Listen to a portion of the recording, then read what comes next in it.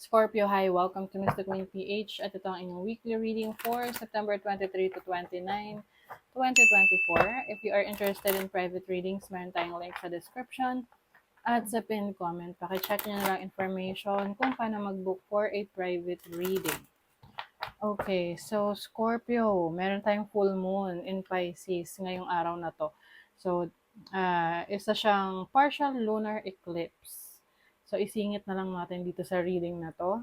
This is going to happen in your 5th house of your creative ideas, creative talents, skills. Pwede rin sa dating ito, no? So, yung iba sa inyo, pwedeng meron kayong yung iba, pwedeng meron kayong mga flings. Yung mga uh, sh- short time sasabihin ko. Short time relationships. Alam mo yung parang may mga pagkakataon na meron tayong dinidate or lumalabas tayo with someone because we want to get to know them, no? Gusto natin sila makilala. Yung iba sa inyo pwedeng meron kayong na-realize na ayaw niyo na palang ipagpatuloy yung connection niyo with this person. Pwedeng meron kayong hindi nagustuhan sa kanya, may iba na turn off, or parang feeling nyo hindi pa kayo ready. 'Di ba? Merong mga differences na marirealize kayo about this person and you feel like, oops, hindi pa pala, or oops, hindi ko pala siya gusto. Ganon. Some of you naman, meron kayong mga i-let go na yung mga habits, let's say, yung mga libangan, hobbies, na sa tingin mo, hindi na siya practical sa ngayon for you to do. Dahil pwedeng ikaw ay busy na, marami ka ng inaasikaso, pwedeng may iba ka ng priorities ngayon, kasi yung iba sa inyo, mas magiging focus kayo sa mga anak ninyo. Oo. Kung may anak na kayo, no? Um, yung iba na magle-let go ng mga hobbies nila kasi meron kayong ibang susubukan. Oo, let's say dati, mahilig ka sa paghahalaman, sinubukan mo, pero wala ka palang green thumb. Tapos hindi naman pala naging ah, maraming hindi mga lumago or nabuhay ng mga halaman. So parang feeling mo, ay, hindi para sa akin to. So you will try other hobbies, other libangan, no, to, malibang-libang ka rin. You're also going to have fun. You will try other activities, no, especially with your children, kung may mga anak ka na, to go out, have fun. Pwedeng meron ka i-discover na bagong theme park, amusement park, or place na pwede kayo mag-hangout ng family mo, ng mga mahal mo sa buhay, na pwede mong bisitahin. Okay. South Node, which is your past, or you are letting go of your past.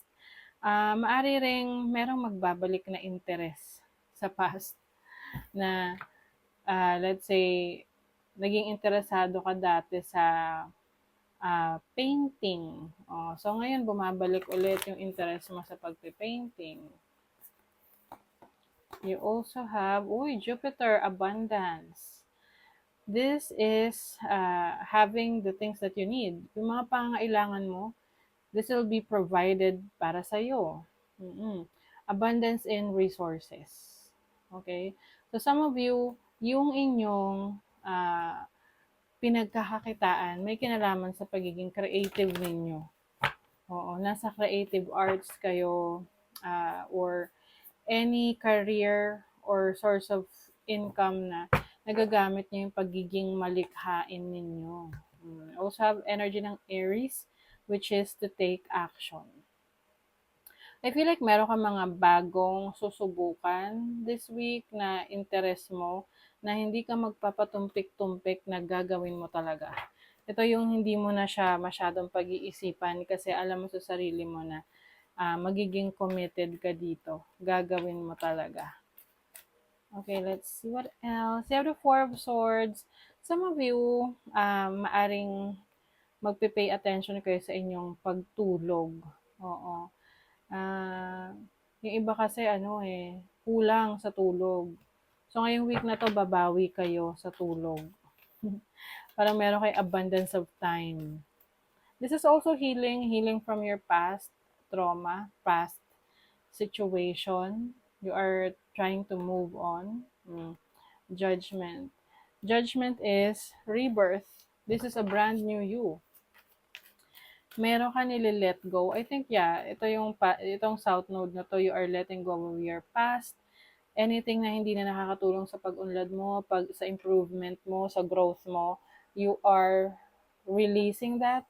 At yung mga life's lessons na natutunan mo, dadalhin mo yon, no? Parang ano mo siya pananggalang sa mga darating pang pagsubok na you will be dealing with. At by that time, alam mo na yung gagawin mo.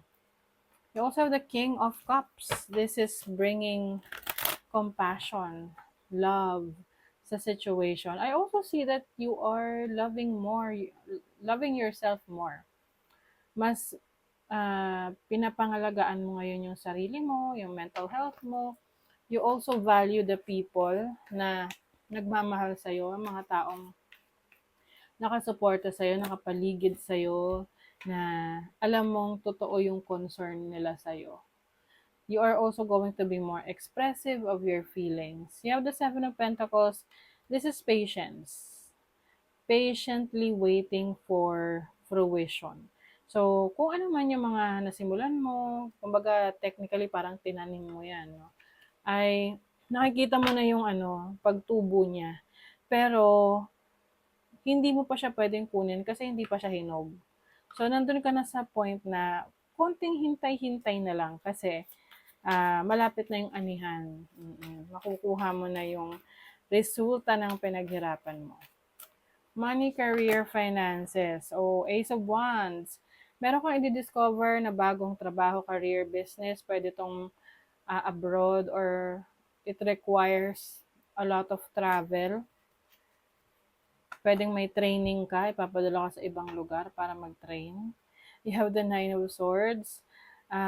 Lalo na kung nagsisimulang bagong trabaho, career, or business, normal yung marami kang kailangang pag-aralan. Kasi parang, kinakalibrate ka diba? Na maging fully informed. So, yun nga lang, bigyan mo rin ng limit yung sarili mo na, uy, hanggang dito lang ako dapat gising. After ng 10 p.m., tulog na ako dapat. Ganon. Sanayin mo yung sarili mo kasi maaring may tendency ka na laging napupuyat. So, sa naman, love life. Love life, uy, the Tower. King of Swords. Yung iba sa inyo, you are holding on to someone na pwedeng bumitaw na sa'yo. Masakit man pakinggan, pero kung hindi ka nakaka-resonate, edi good for you. But to those na nasa situation kayo na kayo yung mas naghahabol or you are still holding on to a relationship, pero parang dinededma ka na, hindi ka na pinapansin, wala nang pakialam sa'yo, then take it as a sign to let go. Okay?